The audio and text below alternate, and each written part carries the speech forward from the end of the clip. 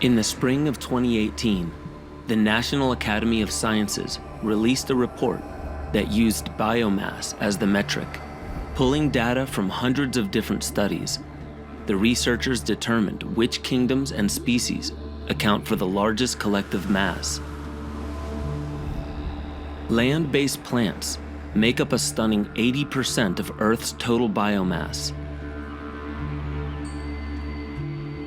If this is true, why does it seem that humans seem to view them as an afterthought? Surely such a thriving kingdom has some intelligence.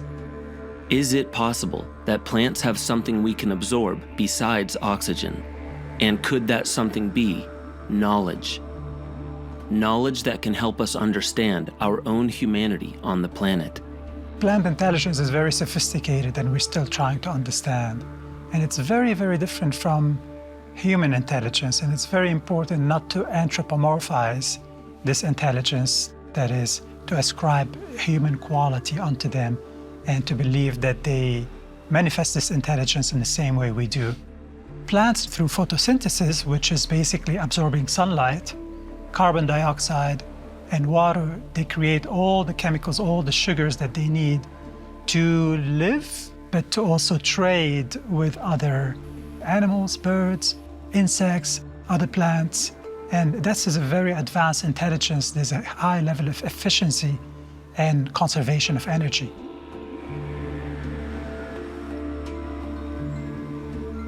But the intelligence of these plants goes even further. Not only are they equipped with short and long-term memory, but they can engineer their local environment. Trees are the best example. As they grow larger, they can have a profound effect on the soil and organisms around them. When a forest grows to create its own canopy, other plants and trees can begin growing on the existing tree's branches. Plants can even communicate with other plants, and even animals. Often, this is through the release of pheromones or scents. The plant kingdom and queendom is amazingly intelligent, and we certainly know that plants have the ability to communicate with each other, that they can be protective of one another, that they abound in all kinds of phytochemicals that help to protect their immunity, such as their essential oils. So we're still learning about all the wisdom that lives in the plant realm. Plants exist in a state of consciousness that humans don't always seem to understand fully, and we see them as somewhat less evolved than us. But plants are the heroes of this planet. They have provided oxygen, food, clothing, shelter, medicine, and we know that with sacred plant medicines, they have been used since the beginning of time to uplift and expand human consciousness. As we gain a deeper understanding of plant intelligence and their interconnectedness with all other life on this planet, many believe it is time to re-examine some of the most misunderstood types of plants, psychedelics. Is it possible some plants are trying to interconnect us with the intelligence of nature? The word psychedelic means to reveal the soul. And it seems that when these psychedelic plants are ingested or imbibed in some way, they help to offer a glimpse of something more infinite, more extraordinary than we see with our regular eyes. It's not a state that everyone needs to be in all the time. Sometimes one experience is enough to totally change the way you want to live.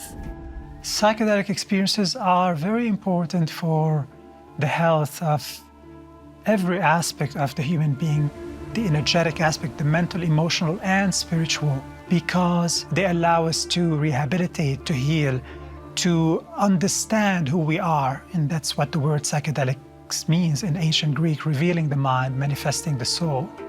They're not something new. I think a lot of people think that psychedelics were invented in the 60s, but we need to remember that almost every culture on the face of the earth has had some historical use of altering consciousness. Many scholars and respected psychedelic researchers posit that the idea of the Garden of Eden is not describing a literal physical place, but an allegory meant to illustrate the harmonious relationship human beings can have with Mother Earth, one that we enjoyed in the past, but have lost sight of in modern times. The Urantia book talks about a Garden of Eden, which was the home of two celestial visitors, Adam and Eve, and that the tree of life was planted in the Garden of Eden for Adam and Eve to use because this tree of life was going to help them to be immortal. It is a plant that has super chemical powers. Avec cette histoire d'arbre de la vie, The story of the tree of life can be found in many cultures. We can see it in representations and through the very specific use shamans make of plants. dans cette façon This means using trees that we don't know very well today, but which can be found in some parts of the rainforest, in order to disconnect the human spirit and reach the divine. I think that you can find this story or possibility mixed up in many cultures. The idea that you can enter in direct communication with the divine through plants. grâce aux plantes. It's notable that in the story of the Garden of Eden, the forbidden fruit is a fruit that came from a vine. And this vine could remove veils and make humans like gods. Like the forbidden fruit, ayahuasca comes from a vine. Referred to in scientific communities as Banisteriopsis caapi, this vine is found mostly in the Amazon.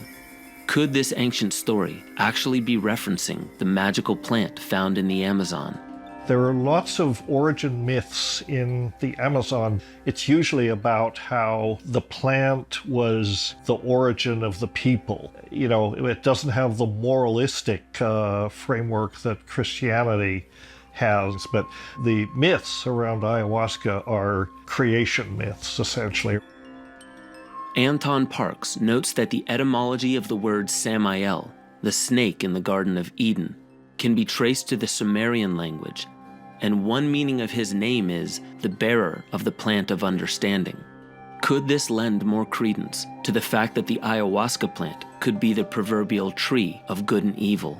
Alors dans les textes sumériens de In Sumerian Eden texts, just like in the Bible, deux arbres, we find two trees, the tree of life and the tree of good and evil. Donc celui de la vie correspond. The tree of life refers to eternal life. Alors on a compris que We understand that the tree of good and evil would be the so-called civilizing tool that Enki is going to bring to humanity. à l'humanité, à la fois In fact, in Sumerian, niche means both tree and tool. quand on réfléchit. If ayahuasca was known to the Sumerians, it might help explain a more recent, yet still ancient origin story. The UDV Church, based in Brazil, has tales of a different origin altogether. They teach that ayahuasca was not native to the rainforest of the Amazon, but brought there by King Solomon when, according to some biblical scholars, he visited the New World. Anthropological evidence suggests that our ancestors possessed a much deeper knowledge of these plants and integrated them into their spiritual lives. From what we know, starting with all the way back with cave paintings, psychedelics have been used really since the beginning of humanity, all over the world, by indigenous peoples everywhere. To better understand the effects of these plants, these cultures relied on a teacher to guide them through these healing experiences, a shaman. In the Western world, the word conjures images of wizards or witch doctors casting magic spells in a Hollywood movie. But the very real practice of shamanism exists in different cultures and belief systems, dating back thousands of years. So some say that shamanism goes back as far as the Stone Age, and that Siberia was the origin of the practice. But throughout time, they have served the role of connecting humans to the spirit world and for healing individuals and the communities. Often the shaman will use plant medicine to facilitate their opening of consciousness, to be the intermediary of this energy and information. But I believe at the end it's an art, a philosophy that works with the two most powerful tools that impact human consciousness. And these two tools are chemicals in plants, compounds, and music or sound in general, to reveal the nature of our consciousness, to create therapy, healing, inner education, rehabilitation, empowerment, and being part of the collective harmony that is on Earth and part of the intelligence that is part of Earth. The role of the shaman is actually something unique. It's different than, let's say, just a medicine person. The role of the shaman is to have one foot in each world, the visible world and the invisible world.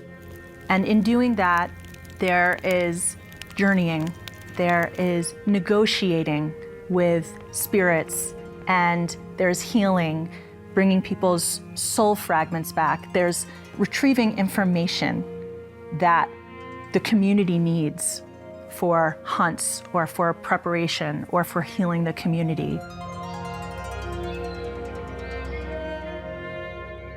Is it possible that ancient people knew the intelligence of these plants? Plants predate humans by hundreds of millions of years, and to many ancient people, they are considered the very foundation of our survival as a human race.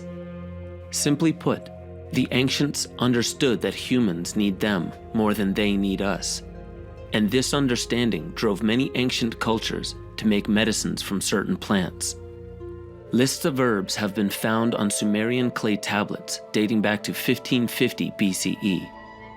Opium is among the plants listed, confirming that early civilizations already had a deep understanding of plants' various medicinal capabilities. There is even a special class of plants that produce psychedelic compounds, which reliably provide visionary moments of awakening. Today, one particular region has become ubiquitous with ceremonial use: the Amazon. Winding through 9 South American countries, this mighty river is the heart of one of the most diverse and complex ecosystems on the planet. It is here that indigenous people harvest chacruna leaf, chagropanga vine, and ayahuasca vine to make a ceremonial psychedelic brew called yahe, better known today as ayahuasca.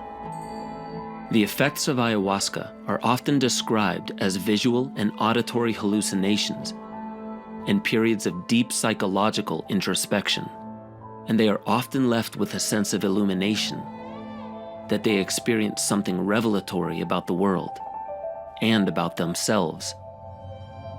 The primary active ingredient in ayahuasca is a compound called N,N-dimethyltryptamine, more commonly referred to as DMT. Although DMT is the primary psychoactive compound in the brew, the ayahuasca vine itself does not contain any. Rather, it contains enzymes that act as MAO inhibitors, which make the DMT found in chacruna orally active.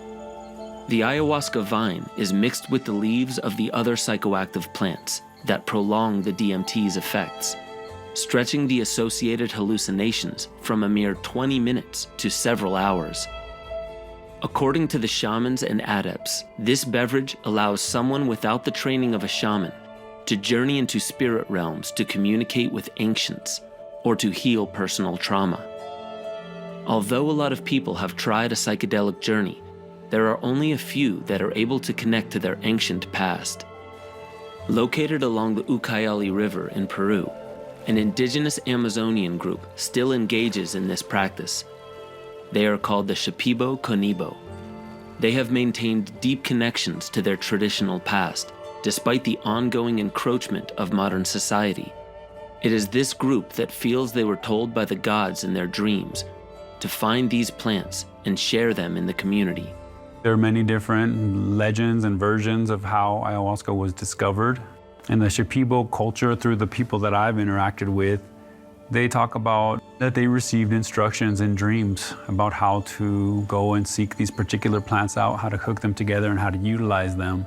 So that the idea is that through their direct connection, living in nature, that they received information, possibly through dreams, and that's what guided the process. When they ingested them and teaching them many survival skills, not only to improve their health or their connection with nature, but also rituals to bond the community together and to facilitate their communion with expanded states of awareness. Although the ayahuasca plant might be connected with an ancient practice and possibly to the gods, modern-day doctors are taking up studies and practices of their own on not only ayahuasca, but other forms of these plant medicines. Could it be possible that science can open up what is really happening to us while ingesting these plants? Dr. Rick Strassman of the University of New Mexico School of Medicine speculated that DMT is created endogenously by the pineal gland and reliably destabilizes the patterning in the brain, thus opening the mind to deeper realities and possibilities. One of the things that's unique about DMT is that it seems to get one into a state where there's an intelligence. And so there's been a lot of speculation as to what that might be. Might it be extra-dimensional beings, or might it just be activation of certain areas of the brain? It's a mystery why most plants, human beings, animals have endogenous DMT and MAOI, monoamine oxidase inhibitors. These are chemicals that would inhibit these enzymes that break down DMT. I think that's possibly to inform us of what reality is. And maybe they're involved in our dreams, in the mystical state, but also healing different aspects of the self and keeping us tied to the spiritual aspect of being. Research conducted by Jimo Borjigan, a pineal gland researcher at the University of Michigan, discovered the presence of DMT in the pineal gland, as well as in the hippocampus and neocortex, involved in higher-order brain function like learning and memory. But DMT levels were believed to be too low to have a discernible effect. Why is that? Those that have studied DMT speculate that our ancestors may have naturally produced higher levels of DMT, which could have helped them maintain a deeper connection with nature. Today, we may be unintentionally inhibiting our body's ability to produce DMT. Unlike our ancestors, we subject ourselves to a slew of unnatural processes and substances. One possible culprit is fluoride, which has been added to some towns and cities' drinking water for decades. Ostensibly used to protect our teeth, this fluoride may be calcifying within our body. Our modern diets definitely have an effect on our health and our state of mind. And we have found that fluoride has a calcifying effect on the pineal gland.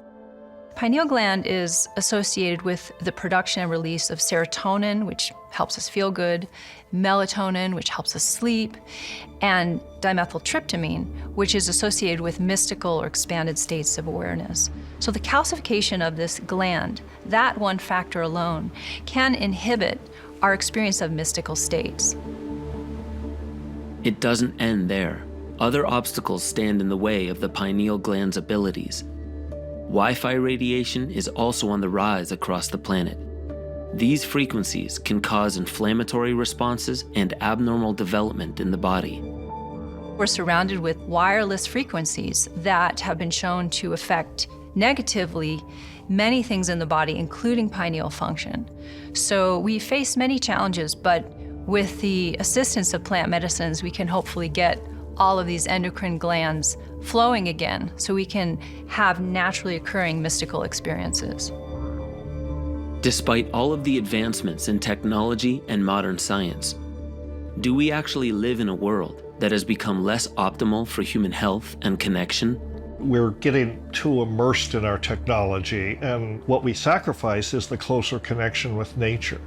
I think the shamans are very attuned to the effects that the people of the merchandise, they call us sometimes, are having on the planet.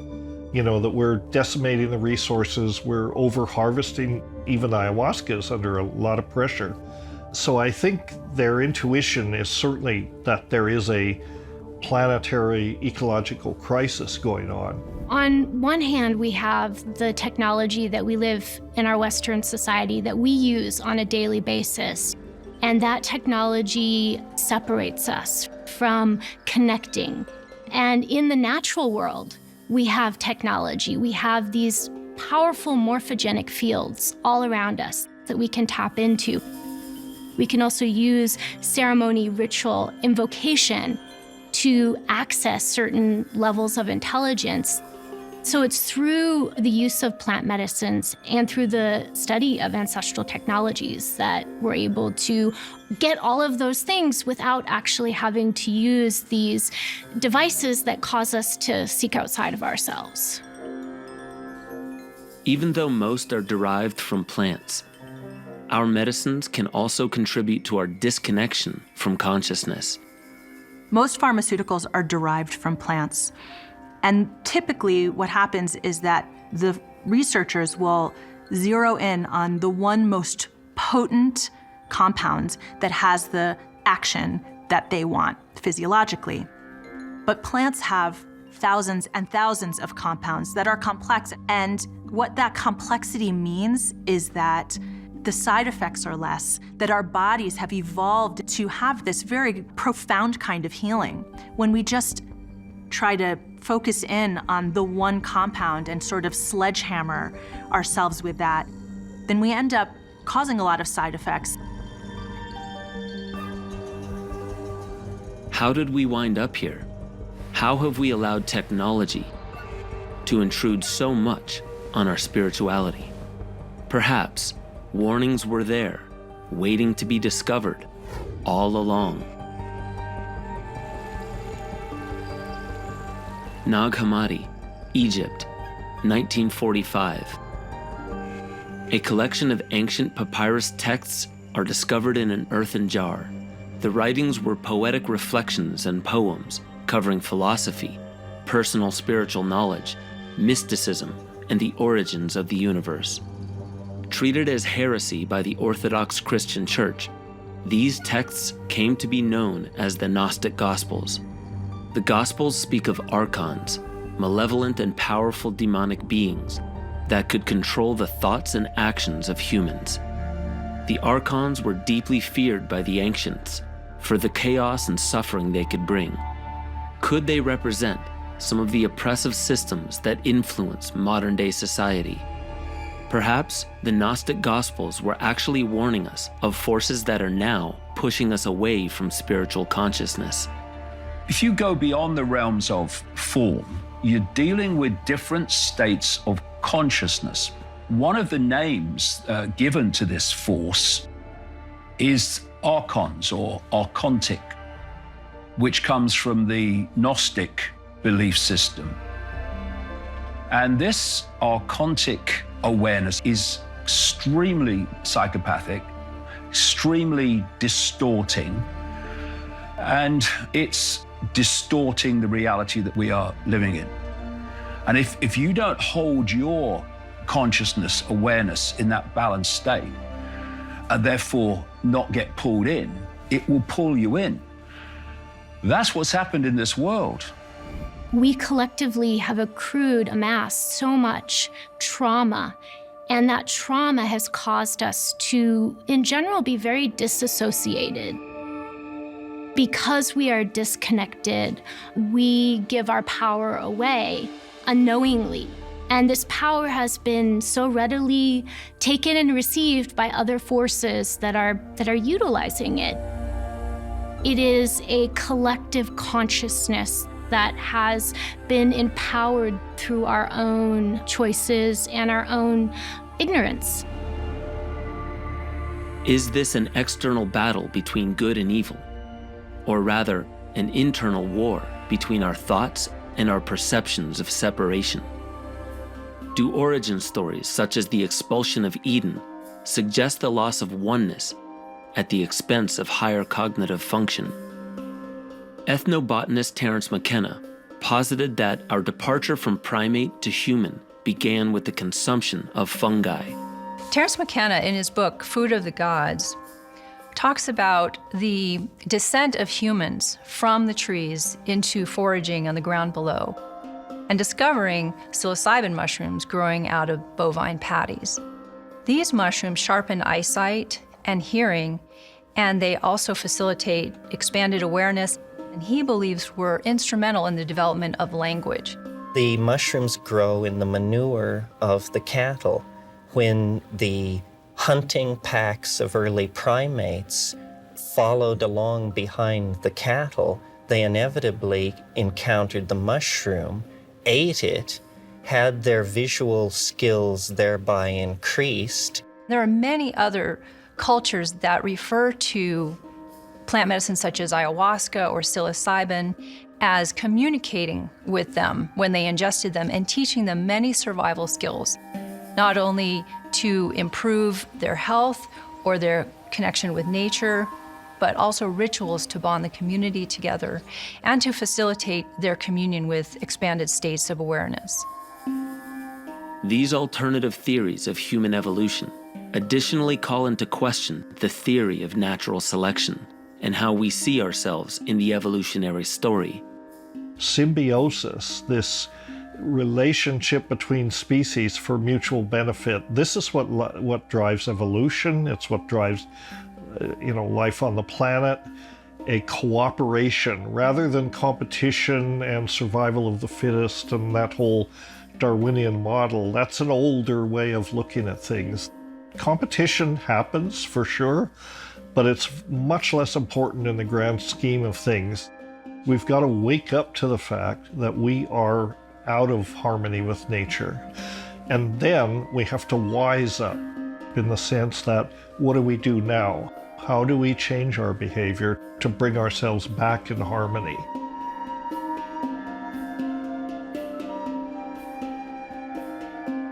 If psychedelic plants like ayahuasca can reconnect people to the earth, could plants be orchestrating humanity's continued evolution of consciousness?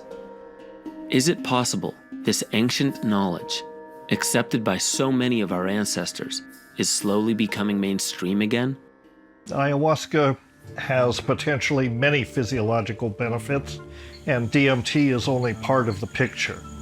I mean, the ayahuasca vine itself contains the beta-carbolines, which recent research shows that these beta-carbolines, they seem to stimulate neurogenesis. They actually stimulate production of new neurons and formation of new connections in the brain, particularly with the hippocampus, which of course is where memory is entrained.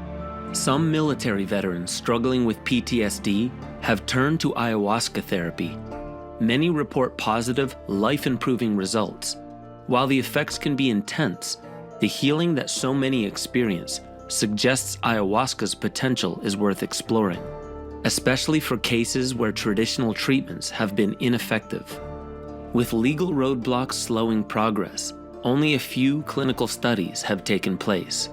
One completed study found that for participants suffering from reoccurring depression, a single dose of ayahuasca provided long-lasting antidepressant effects.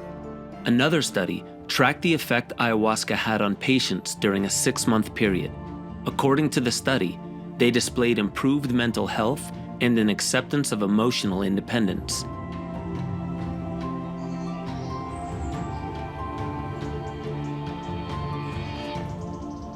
Psychedelics, I feel, could be an emergency dispensation to get us to wake up and take better care of this earth and learn to find ways to harmonize.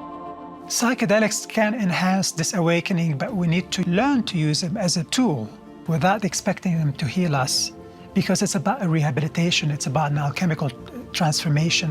When we start to connect to the medicines, we start to merge with nature.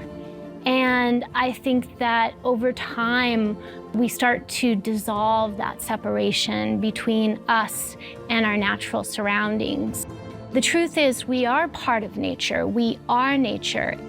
By reconnecting with nature through psychedelic plant medicines, we might be able to heal ourselves and reopen new levels of consciousness that are already inside of us. And if we are willing to follow through and use the lessons learned after an experience, perhaps the world itself can begin to heal, to rebuild itself as the Garden of Eden mankind once enjoyed.